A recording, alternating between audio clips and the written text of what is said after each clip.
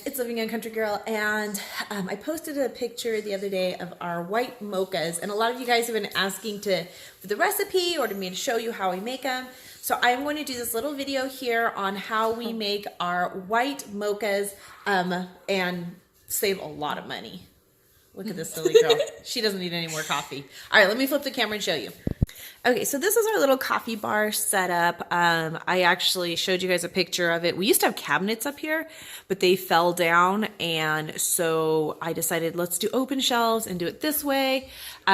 So this is what we have for our little spot. It's actually supposed to be like a wet bar for like alcohol and stuff, but we have our water container where the fridge would be, and then since we don't drink, we turned it into a coffee bar. So this little makeover I did was maybe around $70 to pull out the cabinets, put up these shelves, buy all the stuff, and get it up there. So not including like the actual Ninja coffee thingy, which just for a heads up, don't buy them. They're a waste.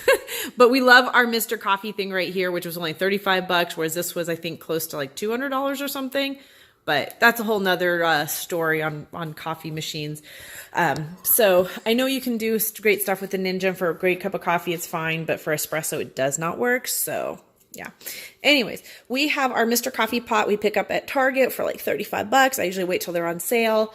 We've been using them for years. They have gotten cheaper in quality as far as there's less and less metal and more plastic, it seems like every year. But they still do the job when it comes to making foo-foo espresso drinks.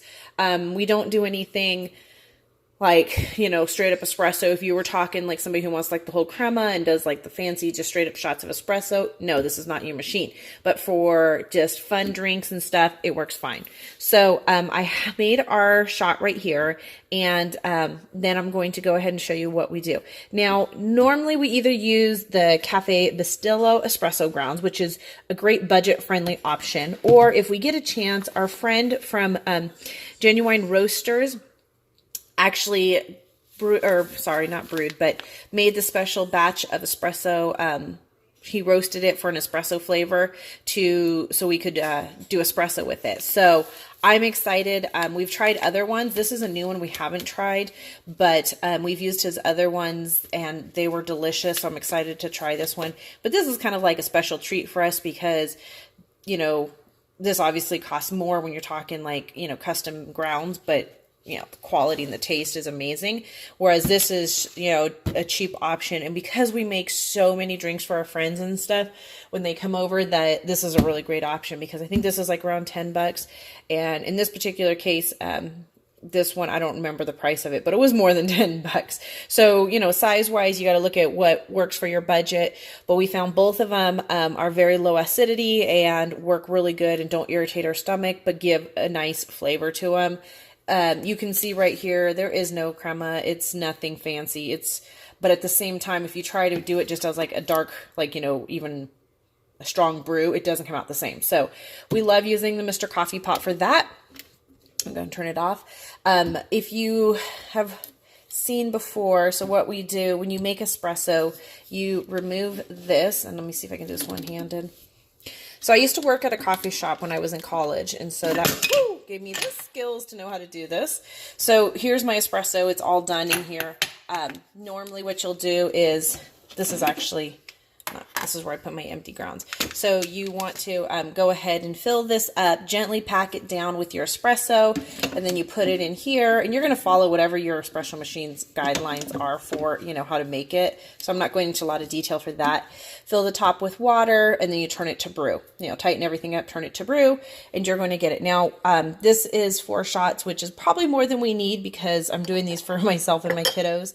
And so they're not going to get full shots. They just get a tiny shot. Now here is the major key to making these white mochas incredible. Okay.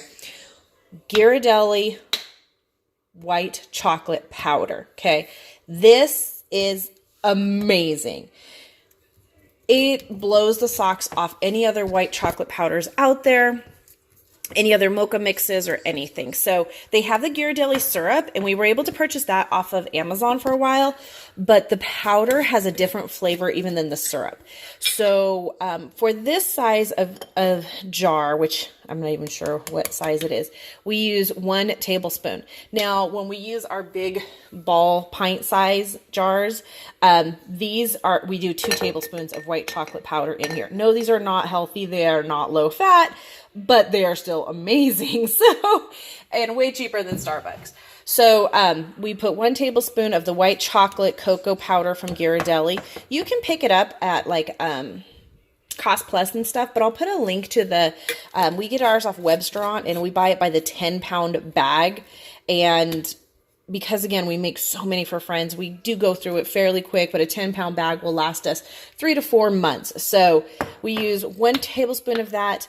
And then I put in about a tablespoon of your Monin vanilla syrup. Again, like, yes, you can get Tirana, you can get other syrups, other places, but Monin is amazing. They actually have an organic one as well, but this is the pure Madagascar vanilla, and it just kicks it up a notch.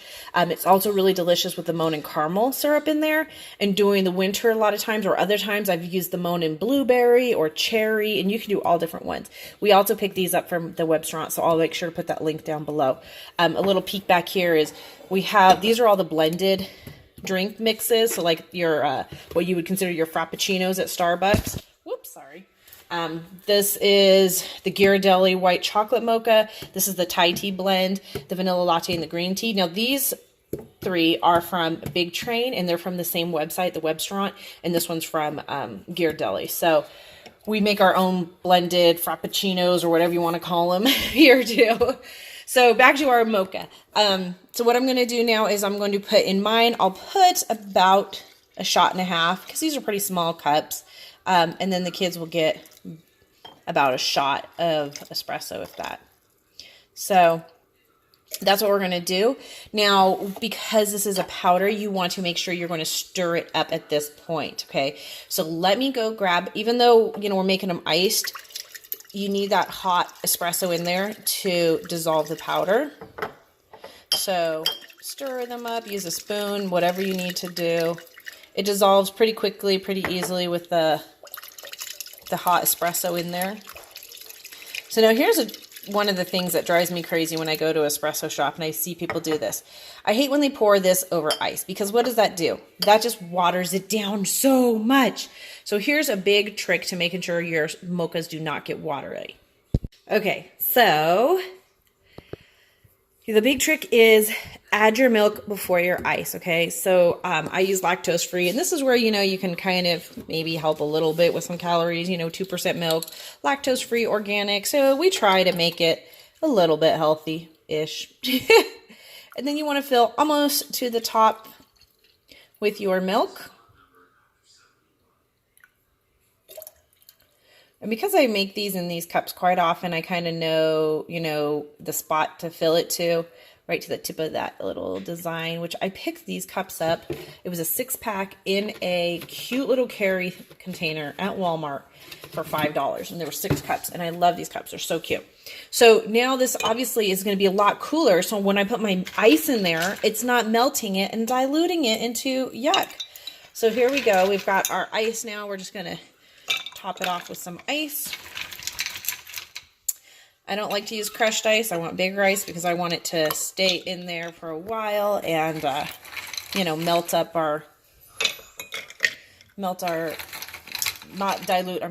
make our drink all watery. So the bigger the ice, the better, in my opinion, when it comes to this part.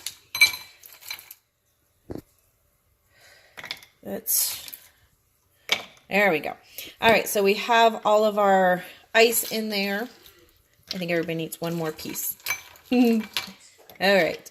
And then you got to put the pretty whipped cream going on right here.